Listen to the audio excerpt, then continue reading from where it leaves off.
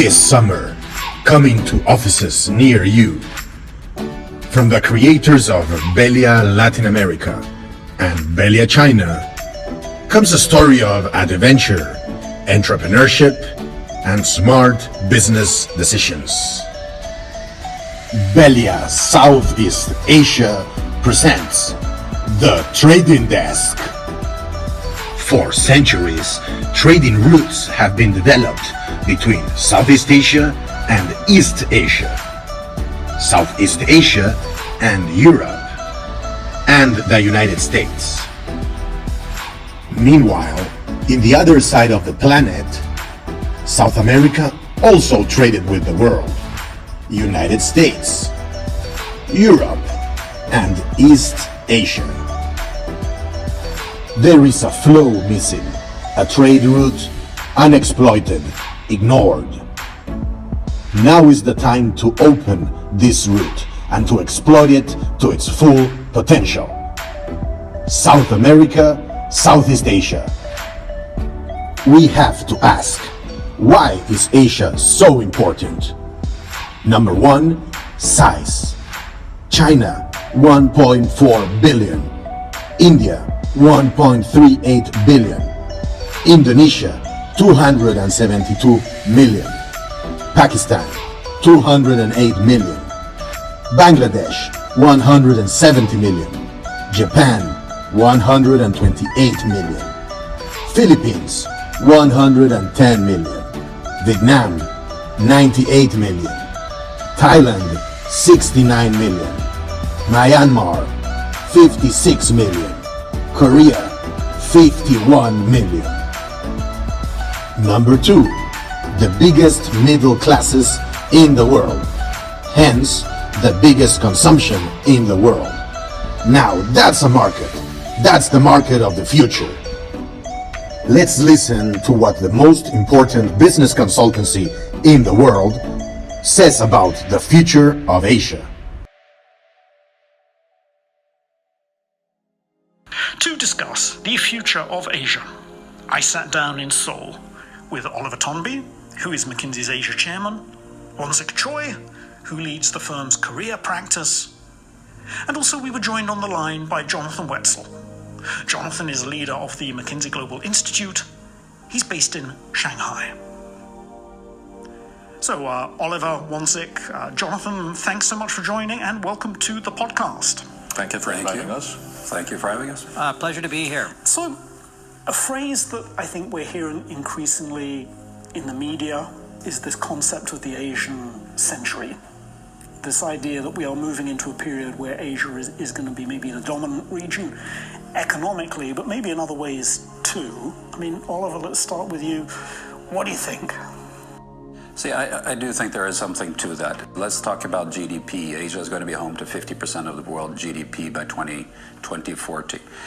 If you look at where is the growth in consumption coming, the growth in the consuming class, it's in Asia. You look at technology. In April, the world had order of magnitude 300 unicorns, 119 of which are Asian. If you look at VC funding, 40% of VC funding globally is Asian. If you look at some of the world's best performing companies, they happen to be Asian. So, you can look at it many, many different ways, but absolutely, there is something to this Asian century, or as we say, the question is no longer is Asia going to rise, the question is how is Asia going to lead? Yeah. Would you agree with that, Wonsik? Absolutely.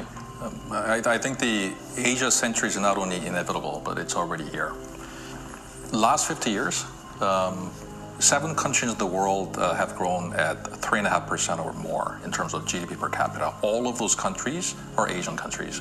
Last 20 years, 11 countries have grown at or above 5% GDP per capita. More than half of them are Asian countries. So it's already here. And as Oliver said, half of the world in terms of GDP is going to be Asian. Half of the global middle class will be Asian. 40% of the global consumption will be Asian. So in a simply put manner, in 20 years, half of the world will be Asia. Well, just to build on that, I think that the Asian century is of course, sort of an indisputable reality. And the reason people might only dispute it is that they've been essentially living in the past. And it has arrived on us relatively quickly in terms of how fast everything flipped. So what does the implication of this being an Asian century in terms of the center of commerce, of consumption, of capital and technology, what does that leave for the rest of the world? Notably, of course, for Europe and North America, but as importantly for emerging markets. Interesting point is, sitting from where I sit in the US, the news flow is overwhelmingly dominated by China. So, to what extent is the future of Asia story a China story? So China is, of course, an incredibly important part of the story, but it is not only China. We actually talk about 4 different Asias. We talk about China, as you mentioned, for obvious reasons, given its size, given its stage of developments, the technological developments and what have you that are happening in China. But we also talk about advanced Asia. The Japans, Australia, New Zealand, Singapore's, Korea's, which are highly advanced countries that are already well developed. We talk about emerging Asia, call it ASEAN plus. And then we talk about India and frontier Asia. And the latter two have large populations. They are growing. That's where we see the growth, especially in the middle class populations. We see rapid urbanizations and what have you. The interplay between these 4 Asias is what makes this really interesting. We see also at a more company-by-company level, we see companies investing in new countries, whether it's in the Philippines or it's in Vietnam. This is being accelerated by the ongoing trade tensions, for sure, but there's also a long-term development here. So long story short, absolutely more and more interconnectedness.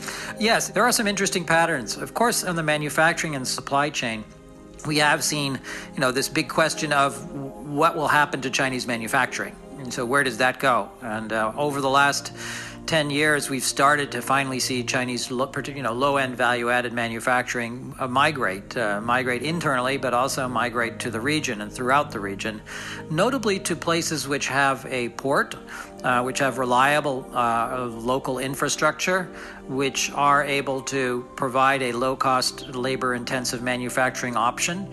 And that's a finite number of places. And so some of the countries and regions that have picked up a share have been, of course, Vietnam. And so we look at Haiphong, for example, as an up-and-coming medium-sized city that has really picked up a lot of share recently.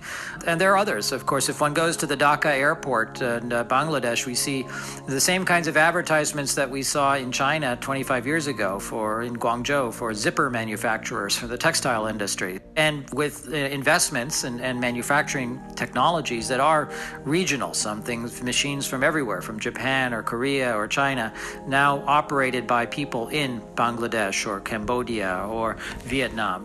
So that's manufacturing. Going back to your starting point, there is no one Asia. This is a complicated question. And key to me is whether that understanding is granular enough.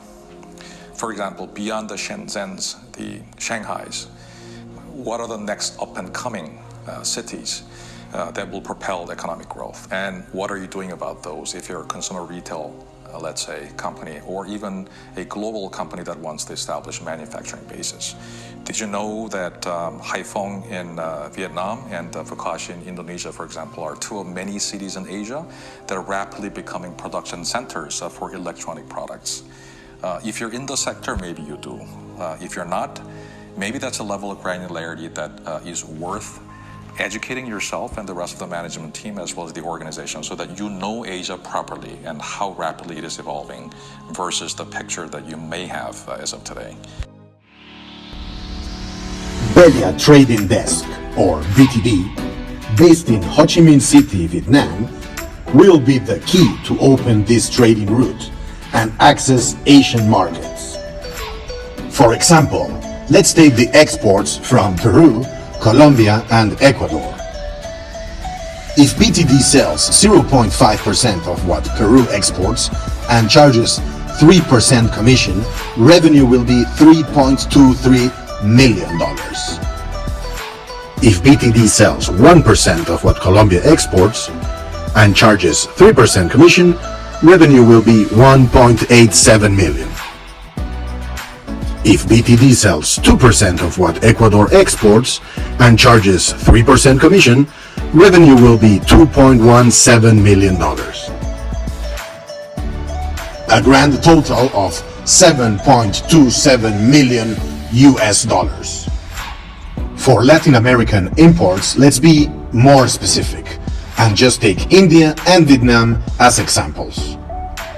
If we take India exports to Peru, 2.4 billion, to Colombia, 1.5 billion, to Ecuador, 219 million, and to Bolivia, 852 million.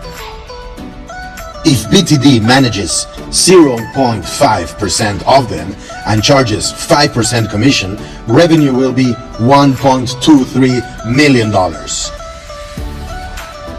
Now, let's take Vietnam exports to Peru, 380 million, to Colombia, 520 million, to Ecuador, 205 million, to Bolivia, 55 million.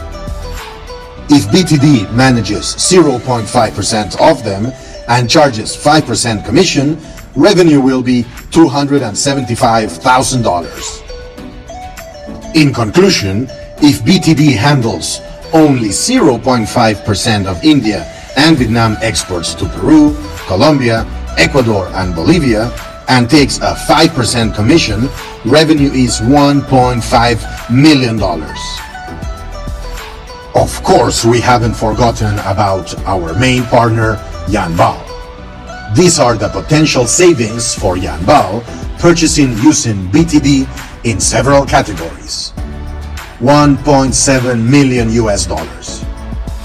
Now, this is a very hard challenge, a lot more difficult than finding suppliers in China 10 years ago.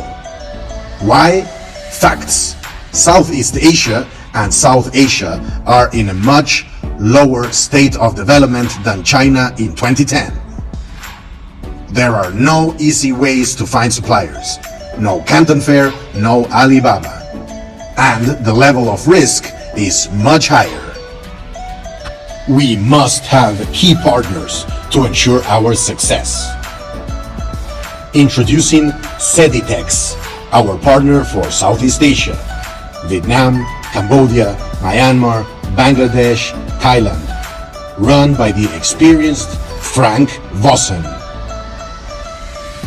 Introducing Ritu Badesha, our partner in India, based in New Delhi.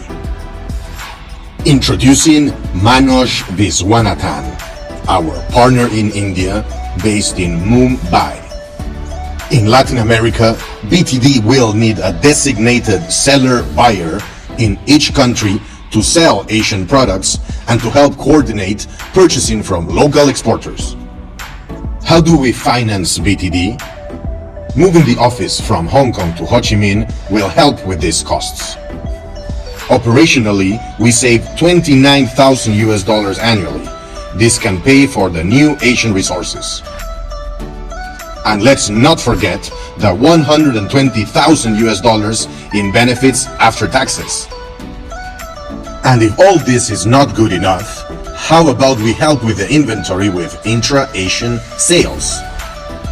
And create new brands for categories like eco products and essential oils that are booming in the world and are mostly made in Southeast Asia.